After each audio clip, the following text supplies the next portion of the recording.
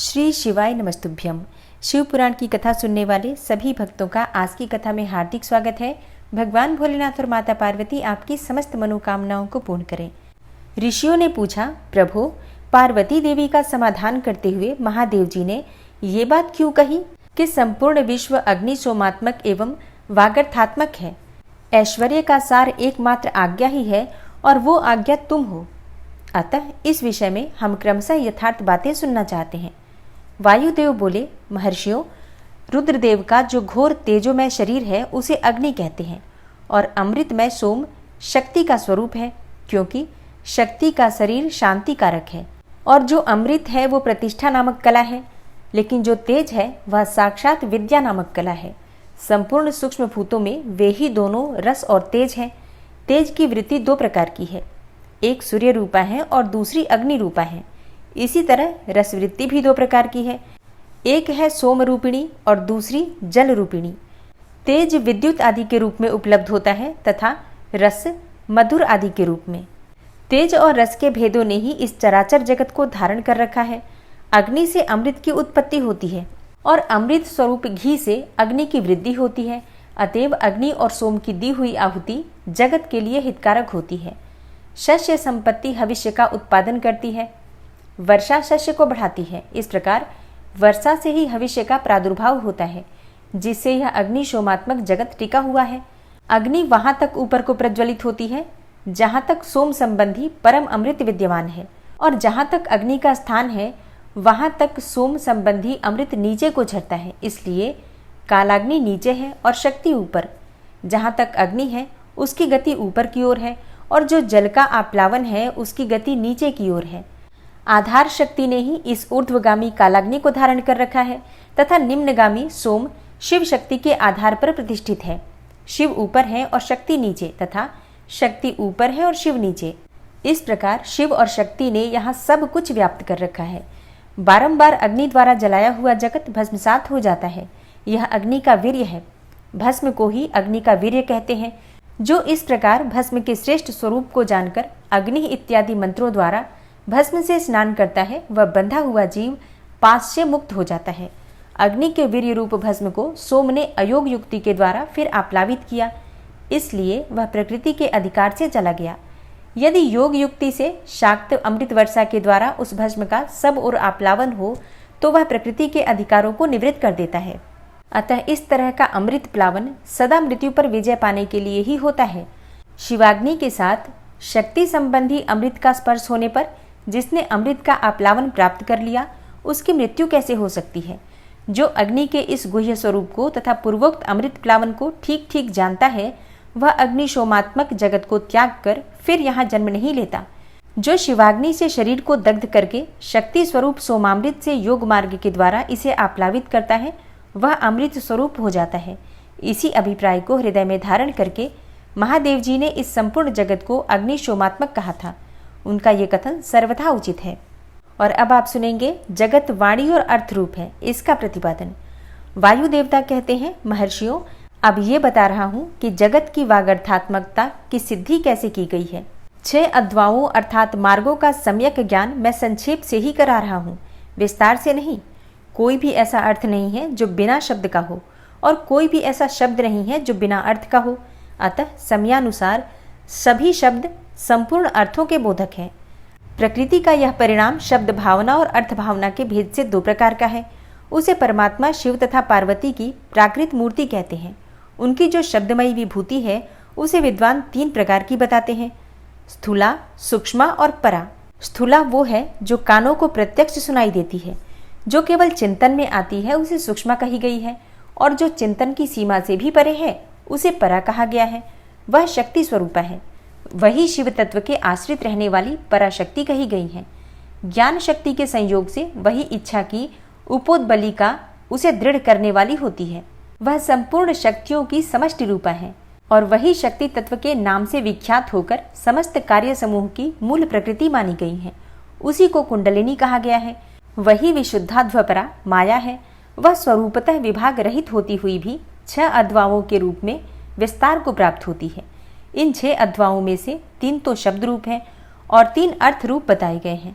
सभी पुरुषों को आत्मशुद्धि के अनुरूप संपूर्ण तत्वों के विभाग से लय और भोग के अधिकार प्राप्त होते हैं। वे संपूर्ण तत्व कलाओं द्वारा यथा योग्य प्राप्त हैं। परा प्रकृति के जो आदि में 5 प्रकार के परिणाम होते हैं वे ही निवृत्ति आदि कलाएं हैं। मंत्राध्वा, पदाध्वा और वर्णाध्वा ये 3 अध्वा शब्द से संबंध रखते हैं तथा भुवनाध्वा, तत्वाध्वा और कलाध्वा ये 3 अर्थ से संबंध रखने वाले हैं। इन सब में भी परस्पर व्याप्य और व्यापक भाव बताया जाता है। संपूर्ण मंत्र पदों से व्याप्त है क्योंकि वे वाक्य रूप हैं। संपूर्ण पद भी वर्णों से व्याप्त है क्योंकि विद्वान पुरुष वर्णों के समूह को ही पद कहते हैं, और वे वर्ण भी भुवनों से व्याप्त है क्योंकि उन्हीं में उनकी उपलब्धि होती है। भुवन भी तत्वों के समूह द्वारा बाहर भीतर से व्याप्त हैं क्योंकि उनकी उत्पत्ति ही तत्वों से हुई है। उन कारणभूत तत्वों से ही उनका आरंभ हुआ है। अनेकों भवन उनके अंदर से ही प्रकट हुए हैं। उनमें से कुछ तो पुराणों में प्रसिद्ध हैं। अन्य भुवनों का ज्ञान शिव संबंधी आगम से प्राप्त करना चाहिए। कुछ तत्व सांख्य और योग शास्त्रों में भी प्रसिद्ध हैं। शिव शास्त्रों में प्रसिद्ध तथा दूसरे भी जो तत्व हैं वे सब के सब कलाओं द्वारा यथा योग्य व्याप्त हैं। परा प्रकृति के जो आदिकाल में 5 परिणाम हुए वे ही निवृत्ति आदि कलाएं हैं। वे 5 कलाएं उत्तरोत्तर तत्वों से व्याप्त हैं। अतः पराशक्ति सर्वत्र व्यापक है। वह विभाग रहित होकर भी 6 अध्वाओं के रूप में विभक्त है। शक्ति से लेकर पृथ्वी तत्व पर्यंत संपूर्ण तत्वों का प्रादुर्भाव शिव तत्व से हुआ है। अतः जैसे घड़े आदि मिट्टी से व्याप्त हैं उसी प्रकार से वे सारे तत्व एकमात्र शिव से ही व्याप्त हैं। जो 6 अध्वाओं से प्राप्त होने वाला है वही शिव का परम धाम है। 5 तत्वों के शोधन से व्यापिका और अव्यापिका शक्ति जानी जाती है। निवृत्ति कला के द्वारा रुद्रलोक पर्यंत ब्रह्मांड की स्थिति का शोधन होता है। प्रतिष्ठा कला द्वारा उससे भी ऊपर जहाँ तक अव्यक्त की सीमा है वहाँ तक की शोध की जाती है। मध्यवर्तिनी विद्या कला द्वारा उससे भी ऊपर विद्वेश्वर पर्यंत स्थान का शोधन होता है। शांति कला द्वारा उससे भी ऊपर के स्थान का तथा शांत्यतीता कला के द्वारा अध्वा के अंत तक का शोधन हो जाता है। उसी को परम व्योम कहा गया है। ये 5 तत्व बताए गए जिनसे संपूर्ण जगत व्याप्त है। वहीं साधकों को यह सब कुछ जानना चाहिए। जो अध्वा की व्याप्ति को न जानकर शोधन करना चाहता है वह शुद्धि से वंचित रह जाता है, उसके फल को नहीं पा सकता। उसका सारा परिश्रम व्यर्थ केवल नरक की ही प्राप्ति कराने वाला होता है। शक्तिपात का संयोग हुए बिना तत्वों का ठीक ठीक ज्ञान नहीं हो सकता। उनकी व्याप्ति और वृद्धि का ज्ञान भी असंभव है। शिव की जो चिंतन स्वरूपा परमेश्वरी पराशक्ति है वही आज्ञा है। उस कारण स्वरूपा आज्ञा के सहयोग से ही शिव संपूर्ण शिव के अधिष्ठाता हैं। विचार दृष्टि से देखा जाए तो आत्मा में कभी विकार नहीं होता। वह विकार की प्रतीति माया मात्र है। न तो बंधन है और न उस बंधन से छुटकारा दिलाने वाली कोई मुक्ति ही है। शिव की जो अव्यभिचारिणी पराशक्ति है वही संपूर्ण ऐश्वर्य की पराकाष्ठा है। उन्हीं के समान धर्म वाली है और विशेषतः उनके उन विलक्षण भावों से युक्त है। उसी शक्ति के साथ शिव गृहस्थ बने हुए हैं और वह भी सदा उन शिव के साथ ही उनकी गृहिणी बनकर रहती हैं। जो प्रकृति जन्य जगत रूप कार्य है वही उन शिव दंपत्ति की संतान है। शिव कर्ता है और शक्ति कारण, यही उन दोनों का भेद है। वास्तव में एकमात्र साक्षात शिव ही 2 रूपों में स्थित है।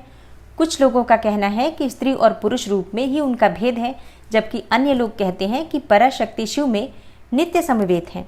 जैसे प्रभा सूर्य से भिन्न नहीं है उसी प्रकार चित्त स्वरूपिणी पराशक्ति शिव से अभिन्न ही है। यही सिद्धांत है। अतः शिव परम कारण है।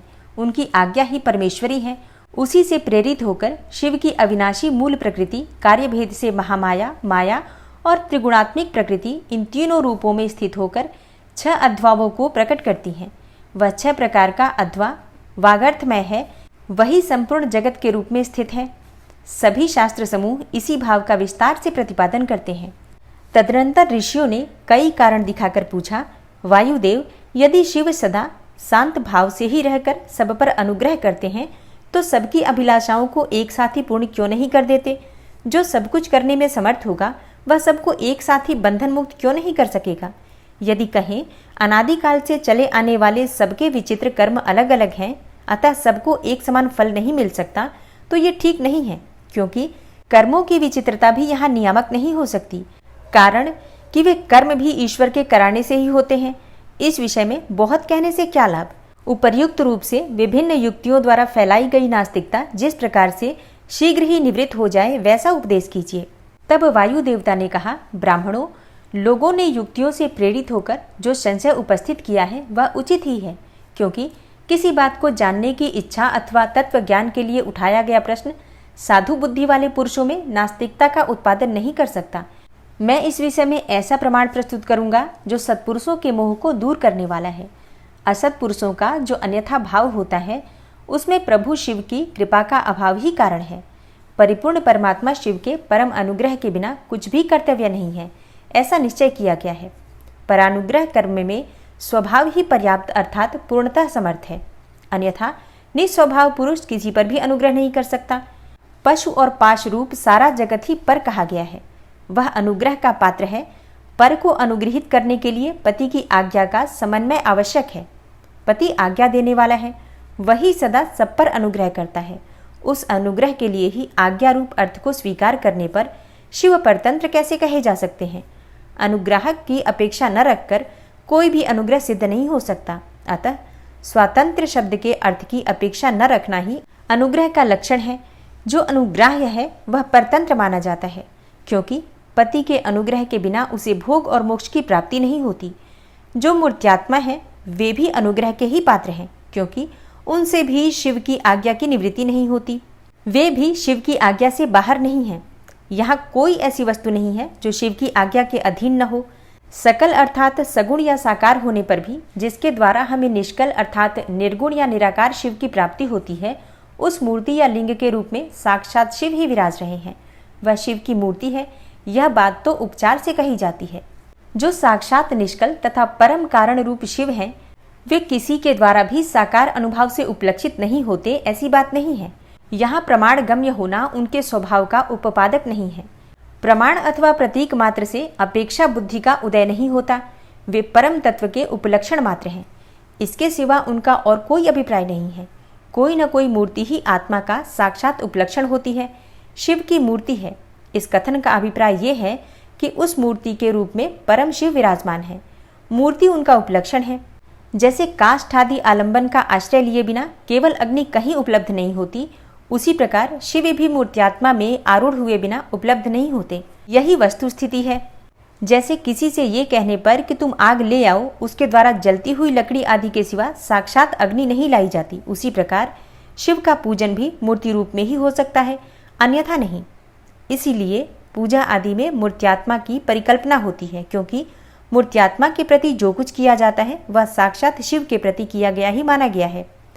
लिंग आदि में विशेषतः अर्चा विग्रह में जो पूजन कृत्य होता है वह भगवान शिव का ही पूजन है।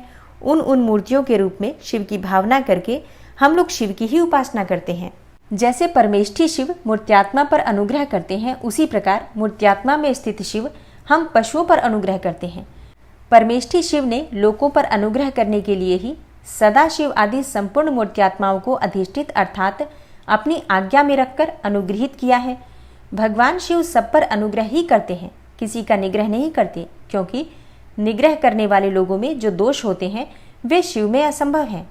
ब्रह्मा आदि के प्रति जो निग्रह देखे गए हैं वे भी श्रीकंठ मूर्ति शिव के द्वारा लोकहित के लिए ही किए गए हैं। विद्वानों की दृष्टि में निग्रह भी स्वरूप से दूषित नहीं है। जब वह राग द्वेष से प्रेरित होकर किया जाता है तभी निंदनीय माना जाता है। इसलिए दंडनीय अपराधियों को राजाओं की ओर से मिले हुए दंड की प्रशंसा की जाती है। यदि साधु की रक्षा करनी है तो असाधु का निवारण करना ही होगा। पहले साम आदि 3 उपायों से असाधु के निवारण का प्रयत्न किया जाता है। यदि वह प्रयत्न सफल नहीं हुआ तो अंत में चौथे उपाय दंड का ही आश्रय लिया जाता है। यह दंडात्मक अनुशासन लोकहित के लिए ही किया जाना चाहिए। यही उसके औचित्य को परिलक्षित कराता है। यदि अनुशासन इसके विपरीत ही हो तो उसे अहितकर कहते हैं। जो सदा हित में ही लगे रहने वाले हैं उन्हें ईश्वर का दृष्टांत अपने सामने रखना चाहिए।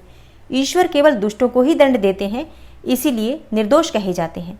अतः जो दुष्टों को ही दंड देता है वह उस निग्रह कर्म को लेकर सत्पुरुषों द्वारा लांछित कैसे किया जा सकता है। लोक में जहाँ कहीं भी निग्रह होता है वह यदि विद्वेष पूर्वक न हो तभी श्रेष्ठ माना जाता है। जो पिता पुत्र को दंड देकर उसे अधिक शिक्षित बनाता है वह उससे द्वेष नहीं करता। शिव की आज्ञा का पालन ही हित है और जो हित है वही उनका अनुग्रह है। अतएव सबको हित में नियुक्त करने वाले शिव सब पर अनुग्रह करने वाले कहे गए हैं। जो उपकार शब्द का अर्थ है उसे भी अनुग्रह ही कहा गया है, क्योंकि उपकार भी हित रूप ही होता है। अतः सबका उपकार करने वाले शिव सर्वानुग्राहक हैं। शिव के द्वारा जड़ चेतन सभी सदा हित में ही नियुक्त होते हैं, परंतु सबको जो एक साथ और एक समान हित की उपलब्धि नहीं होती, उसमें उनका स्वभाव ही प्रतिबंधक है। जैसे सूर्य अपनी किरणों द्वारा सभी कमलों को विकास के लिए प्रेरित करते हैं, परंतु वे अपने अपने स्वभाव के अनुसार एक साथ और एक समान विकसित नहीं होते। स्वभाव भी पदार्थों के भावी अर्थ का कारण होता है, किंतु वह नष्ट होते हुए अर्थ को कर्ताओं के लिए सिद्ध नहीं कर सकता। जैसे अग्नि का संयोग सुवर्ण को ही पिघलाता है, कोयले या अंगार को नहीं, उसी प्रकार भगवान शिव परिपक्व मल वाले पशुओं को ही बंधन मुक्त करते हैं, दूसरों को नहीं। जो वस्तु जैसी होनी चाहिए वैसी वह स्वयं नहीं बनती। वैसी बनने के लिए कर्ता की भावना का सहयोग होना आवश्यक है। कर्ता की भावना के बिना ऐसा होना संभव नहीं है। अतः कर्ता सदा स्वतंत्र होता है। सब पर अनुग्रह करने वाले शिव जिस तरह स्वभाव से ही निर्मल हैं, उसी तरह जीव संज्ञा धारण करने वाली आत्माएं स्वभावतः मलिन होती हैं। यदि ऐसी बात न होती तो वे जीव क्यों नियम पूर्वक संसार में भटकते और शिव क्यों संसार बंधन से परे रहते। विद्वान पुरुष कर्म और माया के बंधन को ही जीव का संसार कहते हैं। यह बंधन जीव को ही प्राप्त होता है, शिव को नहीं। इसमें कारण है जीव का स्वाभाविक मल, और वह कारणभूत मल जीवों का अपना स्वभाव ही है, आगंतुक नहीं है। यदि आगंतुक होता तो किसी को भी किसी भी कारण से बंधन प्राप्त हो जाता। जो यह हेतु है वह एक है, क्योंकि सब जीवों का स्वभाव एक सा है। यद्यपि सब में एक सा आत्मभाव है, तो भी मल के परिपाक और अपरिपाक के कारण कुछ जीव बद्ध हैं और कुछ बंधन से मुक्त हैं। बद्ध जीवों में भी कुछ लोग लय और भोग के अधिकार के अनुसार उत्कृष्ट और निकृष्ट होकर ज्ञान और ऐश्वर्य आदि की विषमता को प्राप्त होते हैं। अर्थात कुछ लोग अधिक ज्ञान और ऐश्वर्य से युक्त होते हैं तथा कुछ लोग कम। कोई मूर्त्यात्मा होते हैं और कोई साक्षात शिव के समीप विचरने वाले होते हैं। उन मूर्त्यात्माओं में भी कोई तो शिव स्वरूप होकर चहुं अध्वामों के ऊपर स्थित होते हैं, तो कोई अध्वामों के मध्य मार्ग में महेश्वर होकर रहते हैं, और कोई निम्न भाग में रुद्र रूप से स्थित होते हैं। शिव के समीपवर्ती स्वरूप में भी माया से परे होने के कारण उत्कृष्ट, मध्यम और निकृष्ट के भेद से 3 श्रेणियां होती हैं। वहां निम्न स्थान में आत्मा की स्थिति है, मध्यम स्थान में अंतरात्मा की स्थिति है, और जो सबसे उत्कृष्ट श्रेणी का स्थान है उसमें परमात्मा की स्थिति है। ये ही क्रमशः ब्रह्मा, विष्णु और महेश्वर कहलाते हैं। कोई वसु अर्थात जीव परमात्म पद का आश्रय लेने वाले होते हैं, कोई अंतरात्म पद पर और कोई आत्म पद पर प्रतिष्ठित होते हैं। भगवान शिव तो अनायास ही समस्त पशुओं को बंधन से मुक्त करने में समर्थ हैं, फिर वे उन्हें बंधन में डाले रखकर क्यों दुख देते हैं। यहाँ ऐसा विचार या संदेह नहीं करना चाहिए, क्योंकि सारा संसार दुख रूप ही है। ऐसा विचारवानों का निश्चित सिद्धांत है। जो स्वभावतः दुखमय है वह दुख रहित कैसे हो सकता है। स्वभाव में उलटफेर नहीं हो सकता। वैद्य की दवा से रोग अरोग नहीं होता, वह रोग पीड़ित मनुष्य का अपनी दवा से सुखपूर्वक उद्धार कर देता है।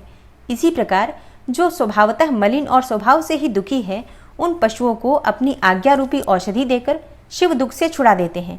रोग होने में वैद्य कारण नहीं है, परंतु संसार की उत्पत्ति में शिव कारण है। अतः रोग और वैद्य के दृष्टांत से शिव और संसार के दृष्टांत में समानता नहीं है, इसलिए इसके द्वारा शिव पर दोषारोपण नहीं किया जा सकता।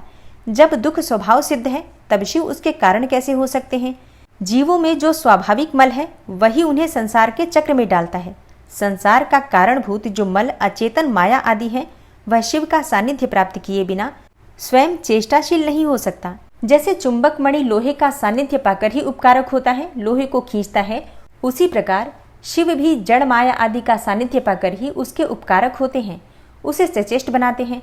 उनके विद्यमान सानिध्य को अकारण हटाया नहीं जा सकता। अतः जगत के लिए जो सदा अज्ञात हैं, वे शिव ही इसके अधिष्ठाता हैं। शिव के बिना यहाँ कोई भी प्रवृत्त अर्थात चेष्टाशील नहीं होता। उनकी आज्ञा के बिना एक पत्ता भी नहीं हिलता। उनसे प्रेरित होकर ही यह सारा जगत विभिन्न प्रकार की चेष्टाएं करता है, तथापि वे शिव कभी मोहित नहीं होते। उनकी आज्ञा रूपिणी जो शक्ति है वही सबका नियंत्रण करती है। उसका सब ओर मुख है और उसी ने सदा इस संपूर्ण दृश्य प्रपंच का विस्तार किया है, तथापि उसके दोष से शिव दूषित नहीं होते। जो दुर्बुद्धि मानव मोहवश इसके विपरीत मान्यता रखता है वह नष्ट हो जाता है। शिव की शक्ति के वैभव से ही सारा संसार चलता है, तथापि इसमें शिव दूषित नहीं होते। इसी समय आकाश से शरीर रहित वाणी सुनाई दी, सत्यम ओम अमृतम सौम्यम।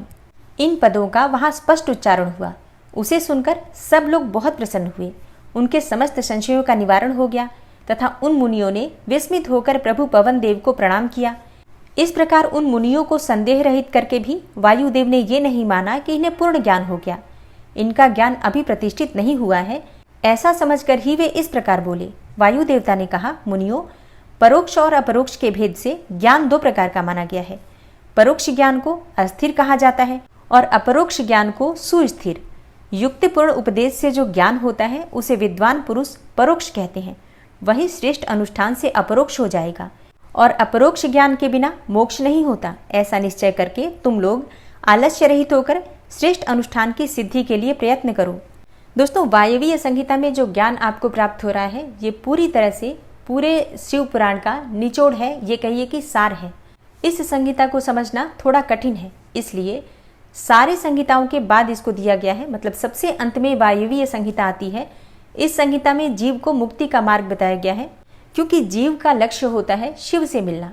और जब जीव शिव से मिलने के लिए प्रयास करता है, अथक प्रयास करता है, तभी उसका शिव से मिलन हो पाता है और तभी उसकी मुक्ति हो पाती है। अगर आप लोग इस संहिता को समझ पाते हैं, थोड़ा भी समझ पाते हैं, तो ये समझ लीजिए कि भगवान शिव की आपके ऊपर असीम कृपा है।